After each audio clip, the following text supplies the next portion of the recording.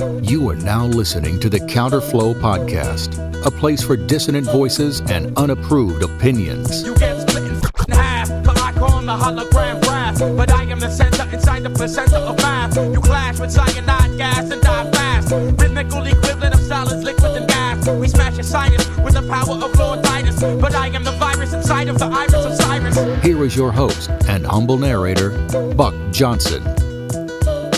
What's up, you guys? Welcome back once again to the Counterflow podcast. As always, I am your host and humble narrator, Buck Johnson, coming to you once again out of Lockhart, Texas.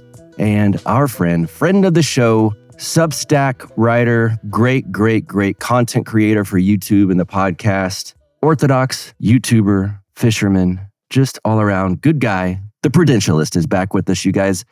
He's here this week. We're going to talk about a piece that he penned called The Great Divorce from History, what that means for us, what's happened, where we started with classical liberalism and how secularized our society and culture, or lack thereof, is. We're going to get to all of these things. We do start off, some big news happened. We don't always cover, or we rarely cover, I would say, political issues of the moment. But I do think that the stuff with the court case and Donald Trump is very, very historical, very big. And so we do start off with some discussion on what that means, what happened. He kind of breaks some stuff down for us. We jump into that, and then we get into the bigger picture at large, as we do very often on this show. Just a reminder, if you want to be a supporter of the show, we got a few of you guys are coming in as of recently, and I appreciate you. Patreon.com/counterflow gets you in if you donate $5 or more per month. That's it. And then every month we get together on a private Zoom. It's not published. It's not put anywhere. It's not recorded. Special guest, you guys and me and the CIA. I'm joking. So if you want to support this show, I truly do appreciate it if you get value from it.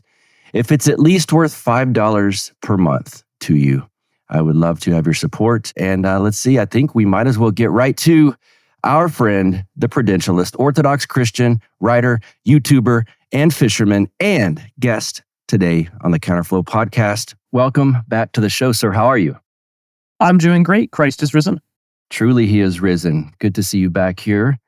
And I hate doing this, making my guests who have been on before give a quick intro, but there's always new listeners, and algorithms find people in different times and spaces. So for those who don't know about who you are, we'll let you do a quick intro, and we will jump into first some current events and then the topic at large here.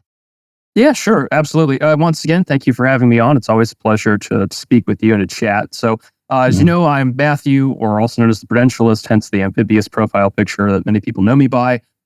I cover international relations, geopolitics, cultural musings and commentary, as well as what it's like working in, local and small government, because I feel as if when we talk about politics, it gets into the weeds of these grand meta narratives in Washington, when most of our problems are indeed local. But again, it's always great to chat with you. And yeah, I guess we should probably get into the breaking news as of yesterday afternoon. Yeah, as we record this, I'm still not positive when this episode's coming out, so I don't want to make it sound like old news, but I have a feeling this topic will be the topic for the next few months. Trump was, and correct me if I'm wrong, I was at work all day at the fire station yesterday, so I was in and out of following the news. He was convicted, I believe, of 34. They said he was guilty of 34 counts of this, and this. What is your take on that, and the narrative that's going to be crafted from it, and kind of where things are going? What are your thoughts? Yes. So like you said, I don't know when this episode's going to come out either, but this was yesterday. So the 30th of May was the Trump hush money trial, Stormy Daniels case over 2016. And so falsifying business records in the first degree. So there was 34 counts of that. He was found guilty on all of them. This was on top of the fact Judge Merchant had said that you don't even need unanimity. You just need to have, just come to some agreement, or most of you have to come to an agreement. So it was kind of split down the line. And of course, this being in New York, it doesn't really surprise me. This is one trial of many that Trump has been in.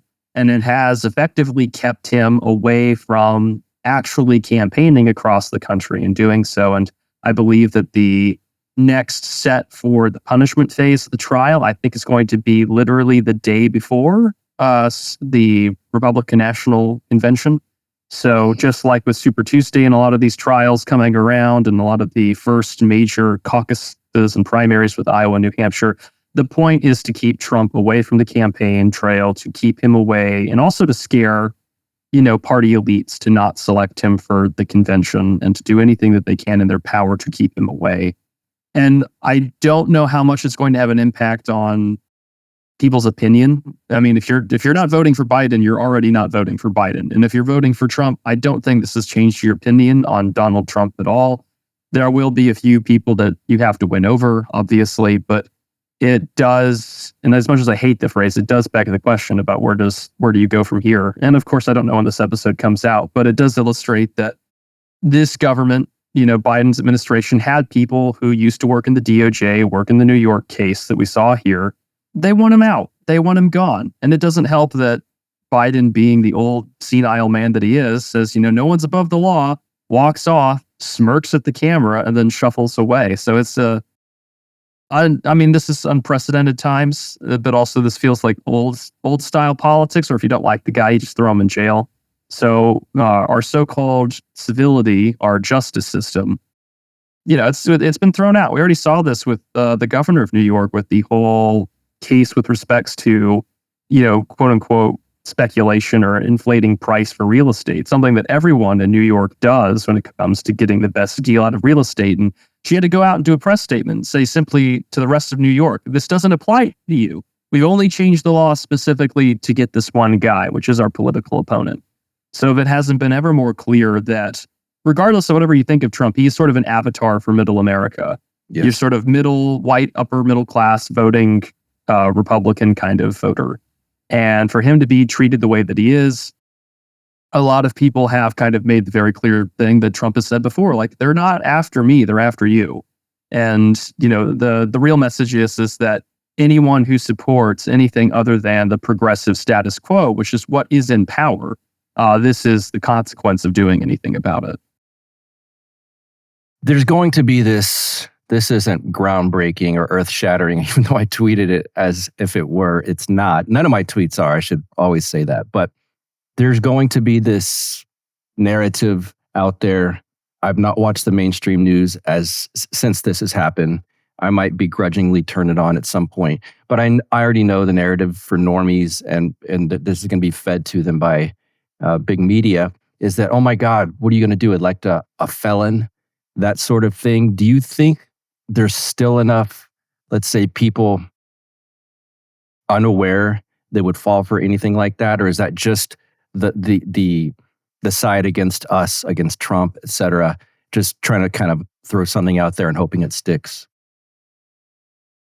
It's a really good question. And I think that there are some voters or people that might have some uneasiness. I know I think it's a lot of people who just don't know what time it is, really, to say the least. It's just that I know that there were people I knew in political circles I used to swim in, local electoral politics, things like that, they didn't like Nikki Haley, but they also didn't like Donald Trump, but they were happy to not vote for Biden. So I guess whoever the Republican nominee was going to be, especially during Super Tuesday. But I mean, it's abundantly clear that that's the way that it's going to go for. Outside of progressives or liberals, I don't know too many people. And of course, that is me being biased because I don't know too many people who already don't, who don't share similar political views. But it does illustrate that I think only the people who are going to care are going to be the same demographics of voters that Trump needs to win. So primarily suburban or college-educated white women, especially. I mean, college-educated whites in general.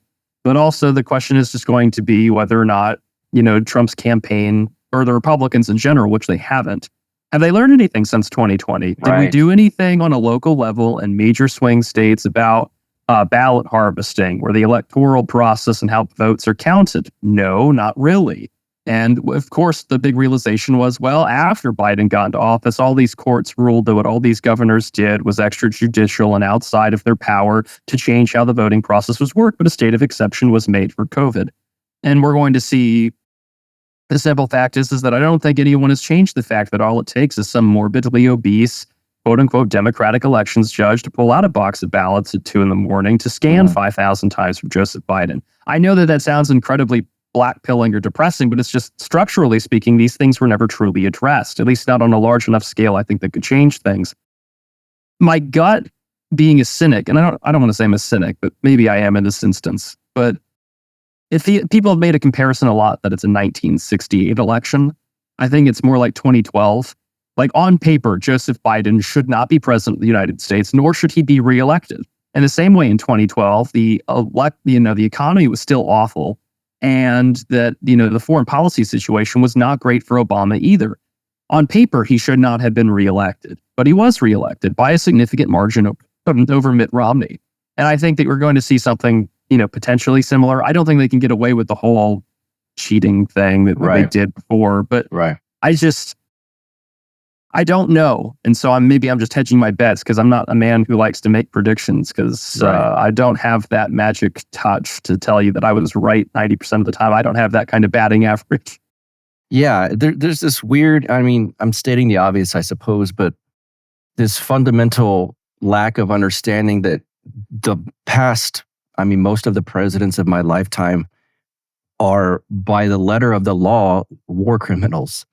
And it's like, yeah, they weren't convicted of that, but of course they're not. They're part of the system that wants that stuff to happen. Obama's not going to be in prison for war crimes. Neither is George Bush, Dick Cheney, down the line, Paul Wolfowitz.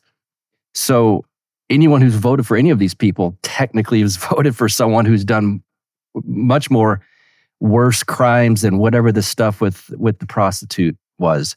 But they're going to go, oh my God, he's a felon. And it's like, okay, it's just like if you voted for someone who had a public intoxication thrown against them. Seems weird. Anyway, I will ask this for you because this is something I've seen guys like Orrin McIntyre and Tucker Carlson and men on the right that I respect and who I think dig a lot deeper than, let's say, the average talking head. If Trump does win, what do you think he should do? I would say when he wins. I don't know. Maybe I'm the optimist here, not a cynic. But if he wins, what should he do to address this type of thing? Well, I hope he has a plan to arrest those that have definitely caused him some problems. I think that's sort of the nature with politics, is that if you don't have a plan to take care of your enemies while you're running for office or while you're planning to get into power, then you haven't really taken power when you're sworn into office. And that's the huge problem that comes in here is that if you don't have a plan to get rid of the cause or the power base for your opponents, then it's still going to be a problem for you 5 years, 6 years, or just one term down the line. And we saw that very clearly with Trump's administration. It's not as if you can't just say I'm going to arrest Hillary Clinton and then not do it, or in the same way that you want to drain the swamp and then not do it. There are a lot of criticisms that you can give of Trump, but he was a marginally, not just symbolic figure, but he really did take the mask off of the absolute progressive rot of the American regime. And that's a good thing. Yes. If you're a formalist or if you're someone who's just like, I would rather you just be honest and tell me da-da-da-da-da, you got it under the first term of Donald Trump. Whether or not he gets a second one, I do not know. I would like him to get one, just to, one, both accelerate it, two, throw another monkey wrench into the system, and three, why not? But the real question is just going to be if he doesn't have a plan to actually do what he wants. Like he says, I want to be dictator for like a day. You better have a plan to do that, whether or ignore the courts or do anything. Like I'm just asking Republicans to act like Democrats for 5 seconds and flaunt the rules, appreciate the states of exception, reward your friends, punish your enemies. But they don't. Republican politicians are the worst at it because, they'll listen to corporate America, or they'll listen and get big farm subsidies or pork for large military industrial complexes inside their districts. And I get it, right? Like R&D and spending and things like that. That's how politics works. But at the same time, if you're not doing anything to actually represent the middle-class American that actually votes for you, all I get at the end of the day is empty rhetoric. And that's been the problem with Republicans for as long as you and I have both been alive in our combined lifetimes. So, it's an absolute nightmare. So, if Trump gets into office, just act like a Democrat, ignore the rules, and actually use power the way that the people are asking you to use it. Yes, go full Abraham Lincoln or FDR. That's, you would think that would be, could he get Curtis Yarvin somehow as an advisor? I don't know, but something along these lines, or at least Orrin McIntyre. And there's some things that you've written about in your Substack, which is phenomenal. People listening, I'm going to link to his Substack in this show notes for this episode. I'm a paid subscriber, and you've talked about something called presentism. I want to ask you about that. And in my own opinion, and I'll get yours on this as well, part of the issue with quote unquote modern conservatives is that they are operating within what you would call presentism, or a modern paradigm, almost that's constructed by their enemies, and they're like bouncing back against the walls and trying to figure out what to do. But it's like, well, the box is owned by your enemy. But anyway, we'll get into that. And I want you to talk about presentism and what that is. Sure. So presentism is it's a sort of a lens to view history, or sort of a hermeneutical tool to look at the past, or just our sort of present day politics, and apply it to all forms of history. I mean, a really good example in popular media was, I think it's very cringe now. I don't see a lot of progressives talking about it, in part because I think they just hate America more than anything else, is that the musical Hamilton's a really excellent example of presentism, where it is the application of present day political beliefs, moral paradigms, and the cultural rituals, and you're applying it to the past. So, I mean, the musical Hamilton is obviously an all non-white cast, with the exception of King George III of England. So you have this sort of like inverse minstrel show telling you how great immigrants are and how awesome immigration is. They had those little struggle sessions with then candidate Mike Pence for vice president and things like that. And you see this application all the time towards archaeology, towards genetics. Oh, well, Britain was always diverse. The Cheddar Man, non-controversy, because obviously he wasn't black. It was, obviously a Western hunter-gatherer kind of genetic profile, and would have had the same phenotype that we see within that. Or the claim that they had like transgender people inside of various ancient societies, or two-spirit type people. And so by applying your modern day social progress, or your social progressive pieties towards the past, you are tying yourself off from any actual reality of what the past was. And that presentism not only just applies to the past, but it also applies to the future. I mean, science fiction has always been an avenue to explore politics and fantastical ideas, but when it's so over the top and it's so blatant that even the progressivism of, say, 30 years ago looks so blatantly reactionary compared to today. I mean, you can look at a scene about Star Trek DS9, right? Like, I kind of find it funny because it's like 300 plus years into the future, and Captain Sisko is still complaining about racism against black people in this like far off fantasy world. But and then at the same time, you've got obvious over the top, transgenderism and other things in modern day Star Trek, where, who was it? Was it Stacey Abrams, who's like the president of the United Federation of Planets for an episode? You're just like, yeah, it's so over the top, because once you're so divorced from your own history, you can only think about the present.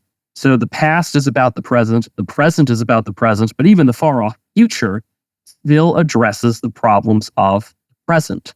And so you never get to escape your own worldview, and it determines everything about you. Like, do you not think that maybe if you're a progressive, do you not think that the problem of like transgender representation or whatever is going to be solved 300 years from now?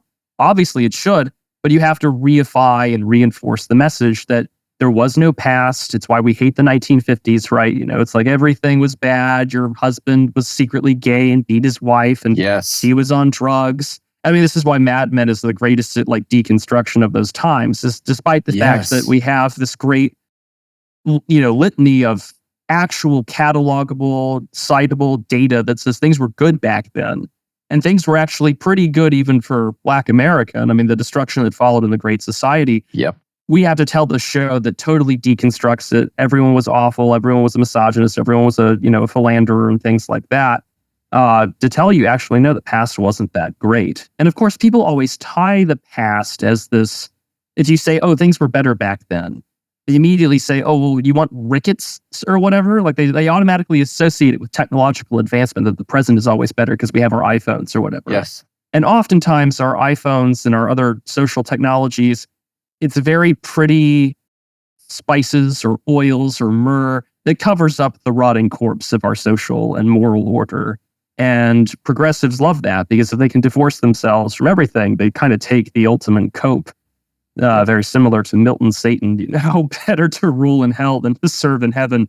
And that's sort of where we're at with our presentism in today's society is that if everything is about the now, I can try very effectively on most people to change the mind, program, condition the mind to say, this is what it always has been. It will always be this way. And for you who once lived in homogenous, high trust environments where everyone spoke the same language, that never existed. And even if it did exist, it's akin to fascism or whatever the progressive idea of Satan is these days. Yes. Was the 1619 Project a form of trying to kind of do this just further back? I would argue so, yes. I mean, it's the application. I mean, it came at the perfect time in 2020, right? This perfect application for, reinstituting a new founding mythos for the United States that actually this like group of primarily Anglo settler colonists that had kind of came here out of the midst of the glorious revolution of English, conflicts therein over their religion. They had settled something, created one of the greatest places on earth that, they found so providential considering the land and the resources that, they would be their own people. And I mean, that doesn't matter in the face of these individuals saying, well, actually, no, it's really built off of the hands of, slaves and black and brown bodies, as they like to say. It's a wonderful dehumanizing academic term. And by doing so, again, the politics of the present, what are we focusing on? What is our public worship and service about? The liturgy of the progressive is to worship the other, these xenophiles that want to tell you, actually, no, it was us that was all that. It was, to be slightly crude, it was sort of the we was Kangs for predominant, progressive academic history to say, actually, no, it is about racism. It is about this. And it is simply to tell you, you have all, and I mean, it's one thing, again, it's that formal mask off situation. It's really appreciated for many people. Thank you for reiterating to me that you hate me on the basis of my skin color, my racial background, my ethnic background, my history, my national identity. Because all of those things are to do is to wipe the slate, and not to wipe it clean, but to wipe over the cuneiform that was on that clay tablet and to tell their own story. So rather than having the Epic of Gilgamesh, right, we have the Epic of George Floyd and all these other nonsense characters and felons. Jeez. Well put. I want to read a great quote from your piece, The Great Divorce from History. A divorce from history, a consequence of the orgiastic high that has come from liberalism's alleged victories from the Cold War and the Second World War, has left many smugly championing the cultural and economic victories while quietly ignoring the visceral transformations of their homes. What a sentence. Can you dive into that further? Sure, absolutely. I think of, and a lot of this is sort of predicated on the fact, I was born in the mid-90s. I grew up at a time where there was this like unbridled optimism about the future of the United States and sort of the Western world with the, collapse of the Soviet Union and everything. I mean, a lot of that essay does sort of focus on Fukuyama because I've been reading a lot of his work, not just End of History and The Last Man, but a lot of his essays throughout his, public career. Because I think that, a lot of people will make the Francis Fukuyama joke, but I think that most people actually haven't read him. And I think it's sort of important to do so. But I remember growing up, I was, obsessed with things like astronomy and medicine and chemistry because, these were the cutting edge sciences of our time. I remember, living in Washington, D.C. and seeing all this excitement at the Air and Space Museum about the two rovers, that we were going to send in 2004 and how long they ended up lasting, this great proof of our, scientific achievement and expression. when I was reading medical books, simply saying like, oh, the first person who's going to live to be 200 years old has probably already been born. And there's a great high, this almost hubris as well, if they be but labor and toil 80 years. But in reference to this sort of scientific stuff you were reading, there's this great optimism about like, wow, like we're on the precipice of really pushing through and going further and further. And I can't help but think to myself in 2024, the first person who's been born that's going to like really benefit from any sort of life extension science that we put out there has probably already opted to kill themselves with MAID or euthanasia or any sort of thing like that, or they've been killed by, deaths of despair with pills and fentanyl or Lord knows what else. Yes. And there's this sudden, realization that this high does come down. And when you come down from this high, like with any other hard drug or substance, you sort of look around and realize that this is not what I was feeling 5 minutes ago or an hour ago. Mm-hmm. I feel awful. I feel dehydrated. Where am I? Where's my money? Where's my wallet? Where's my keys?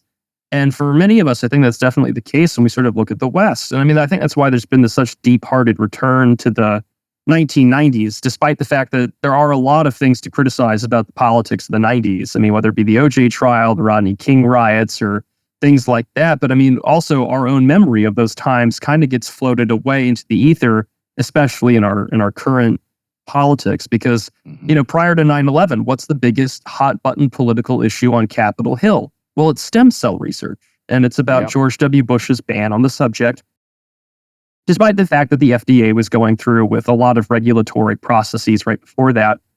And then, of course, 9/11 happens. It sort of takes a backdrop. But it does illustrate how fast things have changed and how much things have changed. And so when we think, oh, history is ended, liberal democracy is overcome, that you as you read Fukuyama, you realize he's way more afraid of sort of the right wing, the Nietzschean critique of this concept rather than he is the left, and he pays way more attention to it, hence it being part of the title in reference to Thus Spake Zarathustra, because, well, if we've succeeded and there is no great, victory over anything else and this is it, well, how are we not going to be reduced to the last men who look up at the stars and can't tell you why they shine or what's so pretty about the night sky? And for many of us, that is the case. This electronic frontier, as John Perry Barlow described in the 90s, I mean, it's nothing more but a fidget cube for most people who scroll on TikTok or Twitter or what else, and they're not concerned about what's around them. And it's a window, sure, but it's preventing us from looking out the window and smelling the roses or the ashes. Yes. And I think that's the big problem with divorcing ourselves from our own history is that we've allowed ourselves to get high off of our own supply. And it's not even our supply. It's supply generated by other narratives and so on. But in doing so, you've allowed yourself to effectively ruin yourself and harm yourself like many drug users do. And now you're coming out of it and you realize that the damage is incalculable. Yeah, and you mentioned in this piece, and I've seen this, you've seen this, of course, coming out of this and people sort of, quote unquote, waking up to certain aspects of what's going on.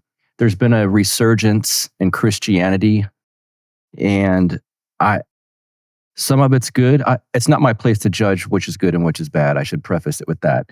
Some of it is more interesting. Some of it seems deeper and more nuanced and maybe focusing on a different target than other aspects of it. What are your thoughts on this new religious fanaticism that's, almost don't want to use that term, but I think you understand what I'm getting at. Well, I think that the biggest return to any sort of religion has definitely come more so out of COVID than maybe the last 30 years. Yes. You have to remember, of course, new atheism was all the rage in myself as well.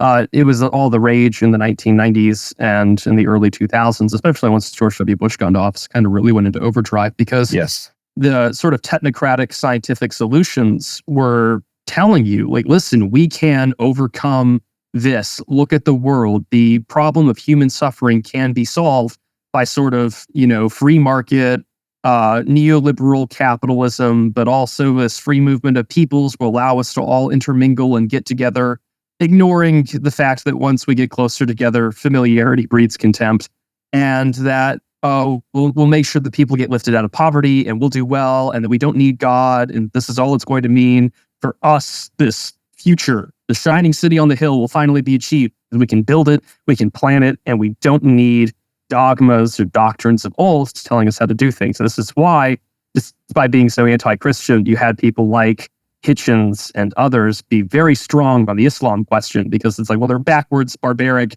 and they're using religion as sort of their way to say other things that maybe they're not comfortable speaking on, such as human biodiversity or whatever.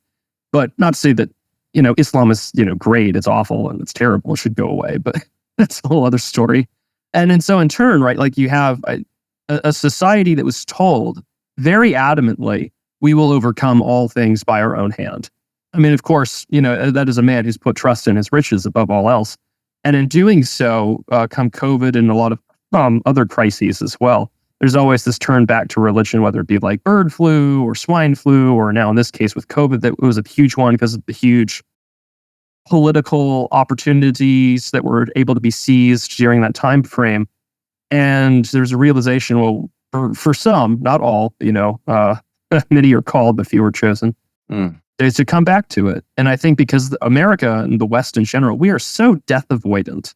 We don't, we don't ever, we're never a society that acknowledges the obvious. I mean, people die, but I mean, people don't acknowledge what that is. And of course, if you don't assign a religious meaning to it, then death is the ultimate end for you. And for people who live such materialistic lives and enjoy their toys or whatever it has you, and I don't mean there's such a fine line to walk before you sound like a Chapo Trap House moron who talks about public goods and services like treats. But when you do live in a society who fundamentally is only focused on the material, the latest iPhone, the latest this, the latest that, death becomes something that's so far off in the back of your head that once you're confronted with it, or you think that, oh, people can die more than they often do, it's not cancer or old age or getting hit by a bus, it could happen to anybody. Well, then, it's going to scare the crap out of some people, and they're going to try and find answers again.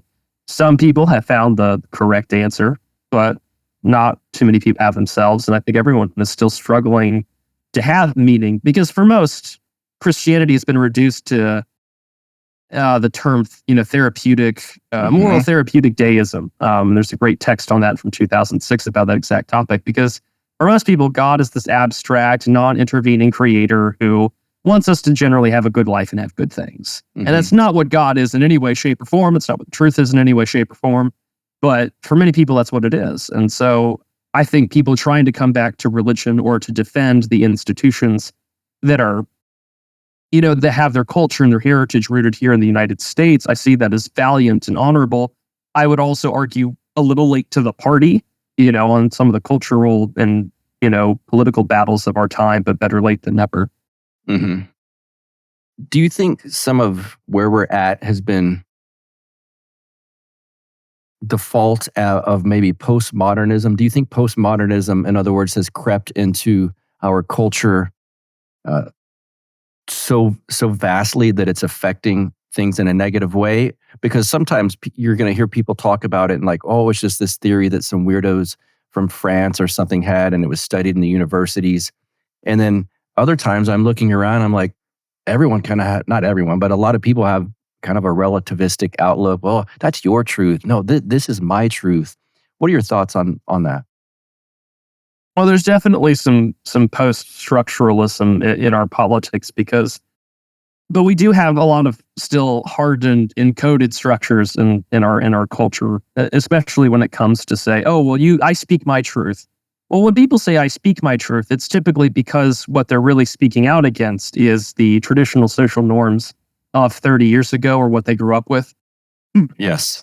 And I mean, that's the real thing about it. This is like, oh, I speak my truth in my Calvin Klein's, as that advertisement went. And it's like, well, what really truth is there if it's really just an ugly, obese, black model that's, has this like large, ugly poster dripping over it like it's, this inverse of like fascist Italy, instead of like yes or C all over the place with Benito's head on it. It's just like some obese, ugly model telling me that this is the truth, and that's sort of the way that it is. And again, it's the inversion of what they hate and what they think is awful.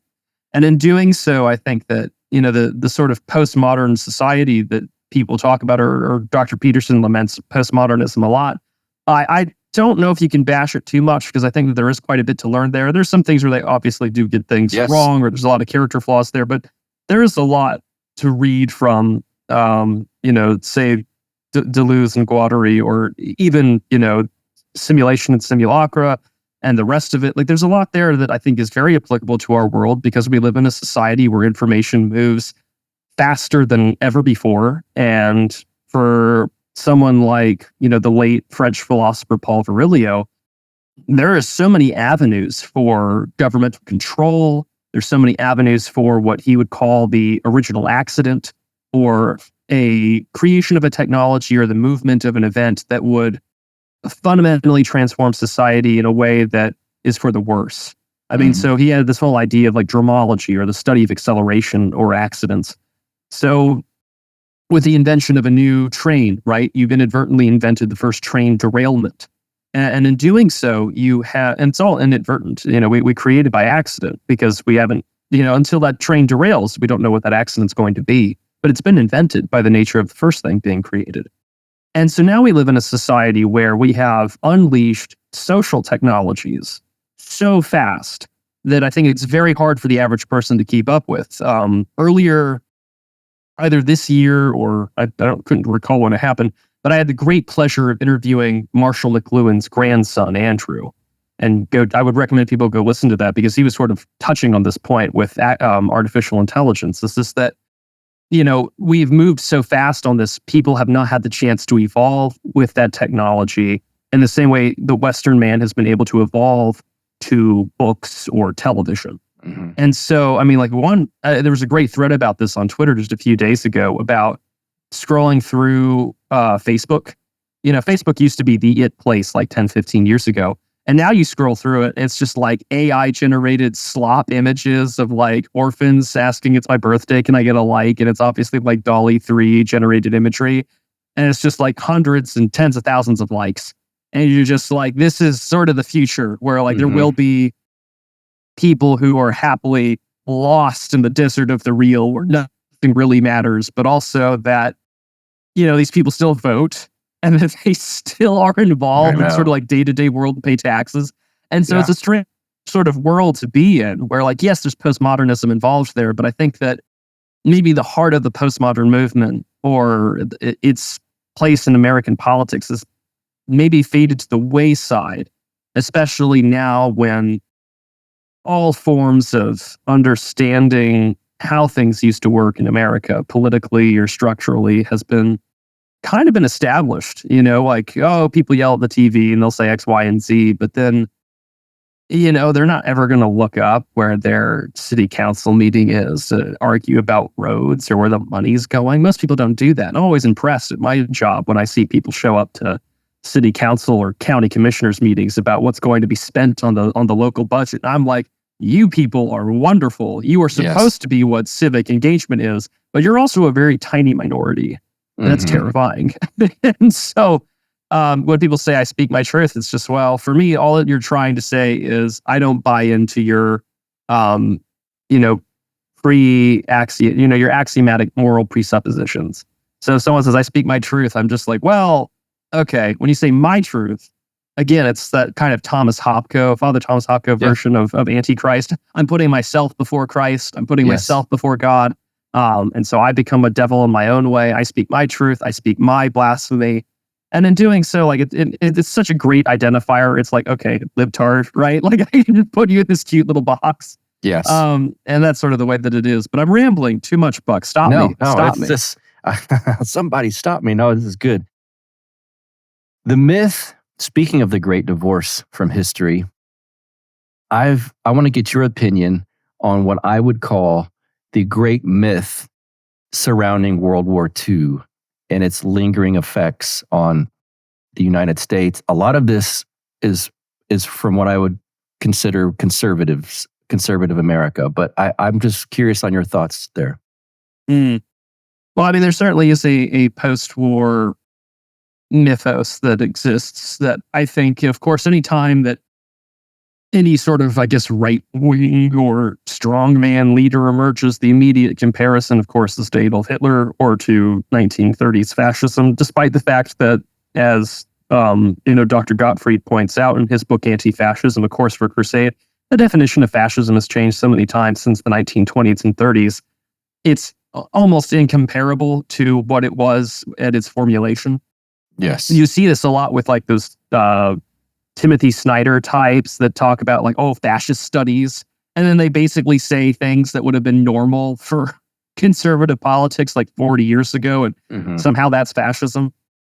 But there is again, sort of go back to the postmodern stuff. I mean, you had all these talks that were given about the, ghosts that we are haunted by, which of course is a reference to, the talks being the specters of Marx. And this was talks given by Jacques Derrida back in the early 1990s. The State of Debt, the Work of Mourning, and the New International was the whole title. And this studied, of course, is a series of lectures in Riverside, California about like, well, is Marxism dying? Wither Marxism. And sort of we're haunted, or he says that the liberal West is haunted by the specter of Marx, that, things are still bad. Any kind of reform can easily be labeled as communism. Ergo, the West is somehow haunted by the specter of Marx and communism and socialism, Bolshevism, etc. Well, I would argue that it's really the inverse. We're haunted by the specter of fascism. Everything in the West, even the war in Ukraine, regardless of whatever your audience's position may be on that issue. I mean, Hitler is always the comparison that people make to Vladimir Putin. He's Putler, right? You have, of course, the Azov battalion as well. And then you have what happened in Canada, where someone had fought in like the Galicia, division of the SS at some point and received an award. And then which of course there is a huge Ukrainian diaspora in Canada. And then a monument was subsequently taken down. And even here in the United States, there was this article about American fascism. I think it was by the New Republic or the Atlantic, one of the two. And it had a photoshopped, Hitler-esque stash and darkened color of Trump. And it's just, we are a culture obsessed with a dead devil. We are a culture obsessed with a dead human being who died, according to official historical records in 1945. And that this is what we can never have ever happen again. We can never have a leader that, for all the things that you can say about the Second World War, who rose in the midst of a middle class and upper middle class reaction to Bolshevism, communism, and very real existential threats to a nation and its people. There are also, in 2024, very real existential threats to a nation and its people, whether that be our wide open borders, our awful economy, or the fact that America is not in a position to reindustrialize quick enough to fight 2 or 3 wars at the same time outside in the Red Sea, Ukraine, and potentially in the South China Sea with respects to Taiwan and China. And so, yeah, everyone's kind of like, this is scary. All the things are right to have something terrible happen again. We've got the same kind of Weimar-esque conditions, but to say the least. But I think, again, Americans especially, our culture is predicated that we are back-to-back World War champs. Yes. We've defeated them before. We can do it again. I mean, even Republicans, even Trump today had said at a press conference, we live in a fascist state. Yep. And I really wish like Jonah Goldberg didn't write that cringe book like 10 years ago, Liberal Fascism. Yeah, it's the title. I own a copy of it. I bought it when I was in high school. And I was just like, it's interesting. But I'm like, man, I really wish that he didn't come up with that title. Because, you could use it today and it'd be great. Yeah. We don't live anything at all like fascism. We live closer and closer to a communist state, whether people like it or not. And I think that you read things like The Demon in Democracy by the Polish author Ryszard Legutko, and he asks the basic question: how come all these commies after the fall of the Berlin Wall, how come they didn't get sent to prison or get a trial or whatever? No, they just became really good social democrats, or they became really good like Christian democratic unionists or whatever. And it's the same line you saw out of the Oppenheimer film where he's just like, I'm a New Deal Democrat. So it's just like, okay, so you're a communist. Like, we got it, check. And that's sort of the society that we live in today, is because if you compare all of these like radical extremists who are all leftists, like in the 1970s, you know, the Black Liberation Fronts and all these other groups, the Weather Underground, you read their manifestos.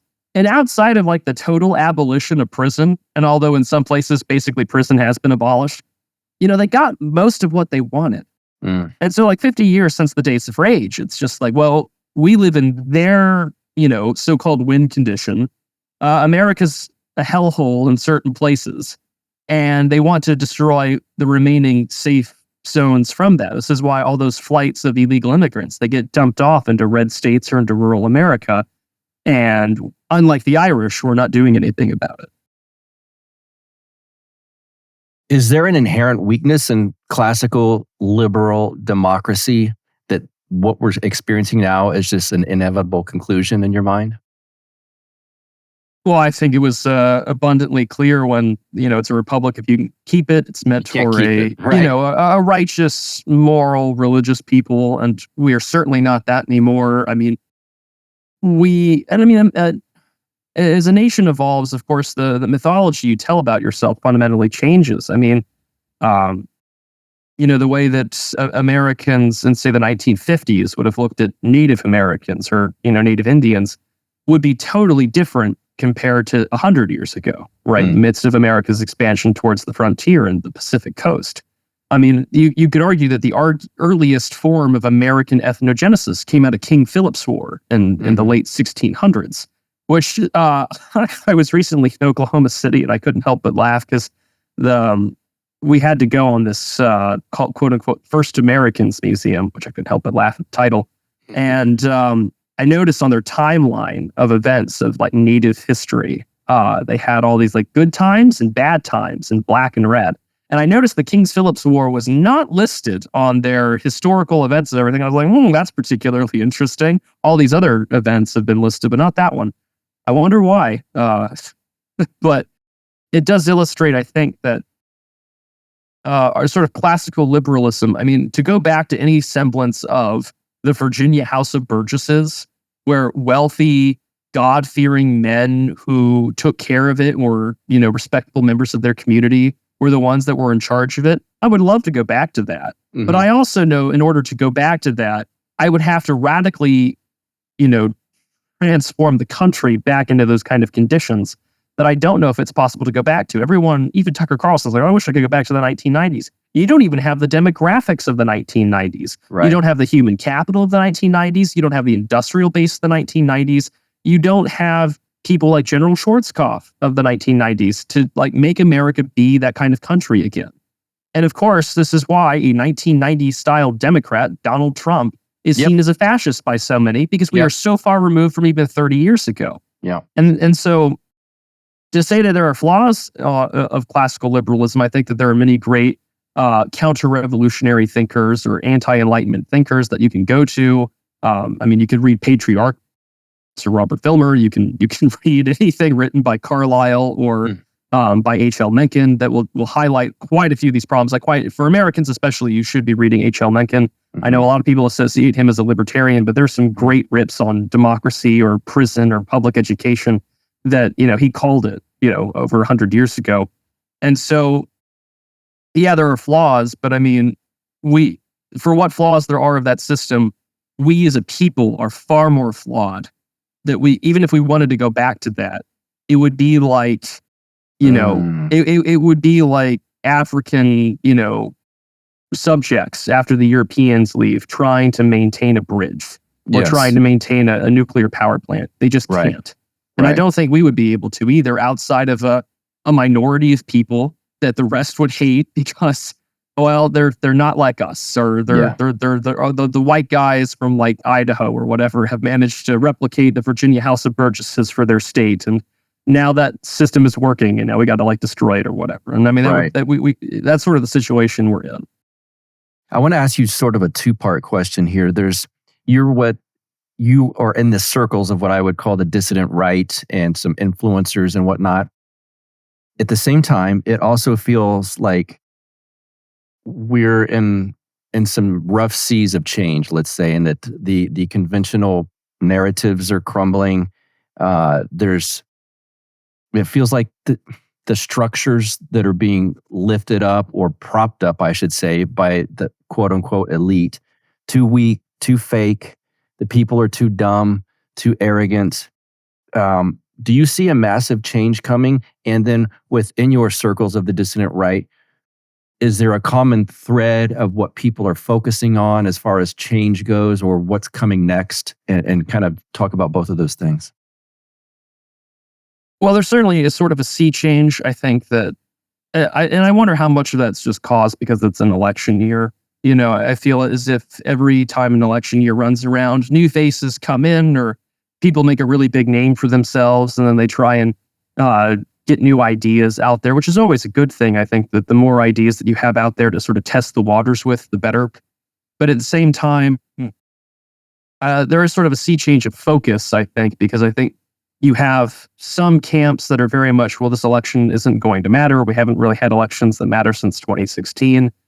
Others would say that, now is the time to build. Now is the time to focus on these greater existential threats. I mean, I know that the Exit Group and Kevin, who's been the head of that with the Natalist Conference, I think that's an excellent thing to focus on.